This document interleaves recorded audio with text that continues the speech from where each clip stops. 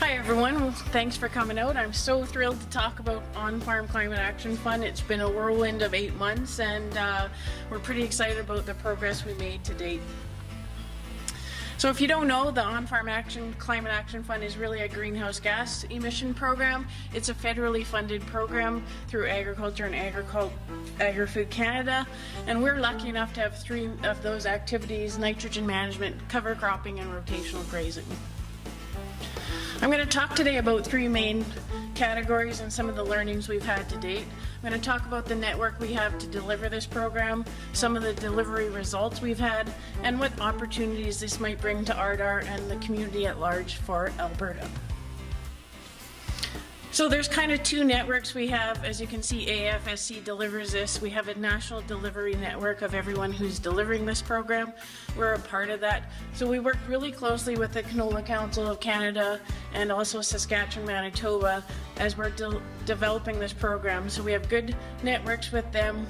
We're looking for consistency for farmers and sort of a one-stop shop for everybody. Again, I'll just emphasize, it's not a competition. We're happy if all this money gets out to all the producers in Canada. On the right, you'll see Ardar's network. So this is the network that we actually deliver On-Farm Climate Action Fund. And I'll just highlight 2 things here. The PAG and CCAs, it's the first time they've ever had to make a recommendation on an on-farm delivery program. So every application we get needs a recommendation by them. So that's a huge opportunity for us to tap into that network. And it's also been a huge opportunity and a bit of a learning curve, I think, for farmers and ranchers. I think the crop sector has that well developed, but I think on the livestock side, it was certainly a new network they had to build and a relationship they had to build.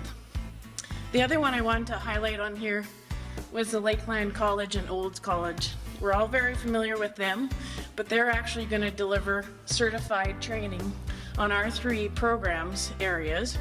And it's the first time they're working together to jointly develop training. So that's a big first. I think the opportunities are endless, but it's always that first step that's hard. So we're excited we were the ones who are able to enable that, to have them work closely together. It has been a long and short 8 months, if you understand that. It's been a long 8 months to get here, but it's been an exciting opportunity. Our OFCAF team, and there's many of them here today, you'll meet us at our booth over there, but we are out and about. We try to get to every invitation we've had, so we've been down south at Claire's home at a ranching day, as well as up at Rycroft for a OFCAF day. And we will continue to do that. We have opportunities planned at the Agri Show in Grand Prairie in March and Ag Expo in Lethbridge. So we are trying to do everything we can to make sure producers and farmers know all about this program. So how did we do that in this short time? We blitzed media, basically. We have this awesome communication team. You'll meet some of them as well. Janata and Amanda. Lydia's behind it as well, and so we just feed them some information, but we've had great success. As you can see, we've had 19,000 views of our OFCAF web page. That's a pretty good number in 8 months, and we've also had great exposure in both the Western producer and Alberta farmer. As I mentioned, we manage very tight timelines. I came on the 1st of May, and our program was formally announced on August 4th. As you all know, August 4th, what are farmers thinking? Harvest. They don't care about programs, they don't care about applications. So that was a huge challenge for us. Is the timing wasn't great. We're in a short timeline. How are we going to let producers know this program exists and what they have to do to apply? So I think our team has really rallied around that. We had pretty good success, I would say. Probably underestimated what we thought we were having come in, but as of our deadline on November 7th, so from August 4th to November 7th, we've had 725 applications received. So here's the numbers everyone's always wanting to hear. So far we've allocated $9.678 million across all 4 sectors. You'll see the breakdown there of those 3 categories. And then many of our producers apply for more than one category. So they'll do cover crops and rotational grazing. So rather than separate them out, that's what that mix of all 4 BMPs are. And the other interesting thing you'll see here is the dollar amount for rotational grazing is actually greater than nitrogen. I think you'll see that change a bit when we're on a full crop season, but that's a pretty surprising result for most people. So what are the numbers behind that? As you can see, the top number here is our number of farms who've actually applied and the hectares that we've covered across Alberta. 659 producers have been approved to date. And I just wanted to spend a little bit of time about nitrogen management. It's a big category with lots of activity in it, and so I just wanted to break down what people have been applying for. I think some of this is timing, but some of this is also the opportunity. So a biggest one you can see here is soil testing and mapping. Probably surprising to some, but huge uptake on this. People have not been soil sampling. Really, it's been a 0 to 6 is what they're telling us. They haven't done anything more than that. Our program allows you to go to 24 inches and increase your intensity. So huge opportunity, and I would say this is a foundational piece that the program's going to leave behind. If we can get farmers to understand their soils, have that foundation to build on, it's something this program's going to really build on in the future. The other ones you can see there are just the inhibitors, the amendments. We've had good uptake on manure application, and then the smaller category there is seeding perennials. So I quickly just want to talk about the opportunities, because this program is pretty short-lived right now. It's just till 2024. But I think if we look at it from a broader perspective, there's really 3 opportunities I would identify. So the network, I talked a little bit about this. As ARDAR and the research capabilities that you already had, I think OFCAF brings in a whole other network.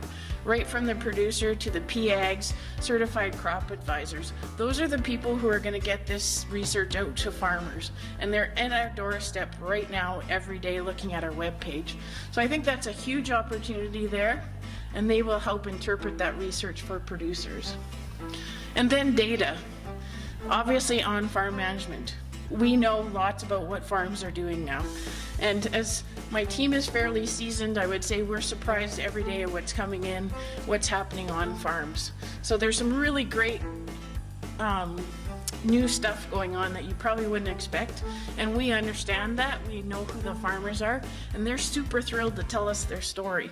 We don't really even have to ask too many questions because they're excited about what they're doing, what they want to try, and why they're doing it.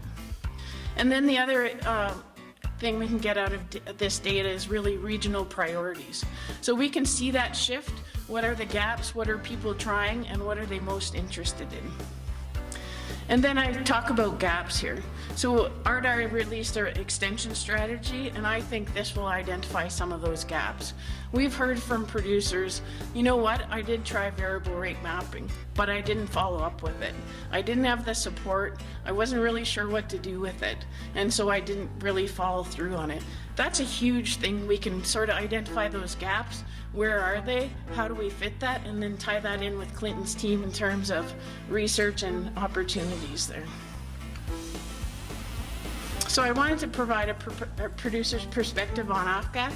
I was going to have them talk, but I was limited to my time. So this is a quote from one of our producers. He's 2 hours north of Grand Prairie, and I think it really sums up what we've been hearing. This gives producers a chance to try new things that really without very little risk. We pay 85% of the costs, and so they're trying new things they wouldn't have tried. And the other thing we're hearing is, I've had that on my books for years, I just maybe hadn't had the money to do it. And so people are thrilled that they're able to pull those plans off the shelf and start to implement them. We had the opportunity this fall. It was shortly after we opened, and to be honest, I was a little worried about touring AFSC when we had just opened our program, but we had a really great success at it. So we toured them to a couple farms on Alberta. One was a crop farmer, potato crop farmer up near Fort Saskatchewan, who's actually bringing in livestock onto his potato land. And the second was a bison producer who rotationally grazes. So I think that's the only Alberta bison producer that I know that intensively rotationally grazes his bison. He actually moves those bison across a grid road with no gates, no nothing, just opens one gate, moves them to the other. So pretty exciting opportunities. We are learning a ton and meeting a lot of great people.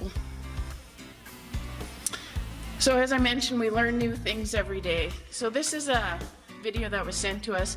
This is a bean crop in southern Alberta, and as people know, there's been some issues with erosion, and so they wanted to get a cover crop on it, but it's often too late to do that. So this was a first for many people. This pilot had never ever applied a cover crop. The farmer had never tried it, and so they were just going to try it and see if it worked. And they had really great success.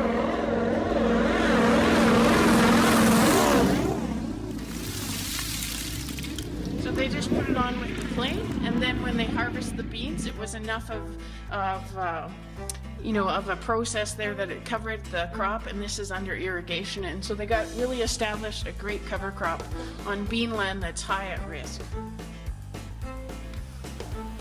I just wanted to conclude with a bit of reflections.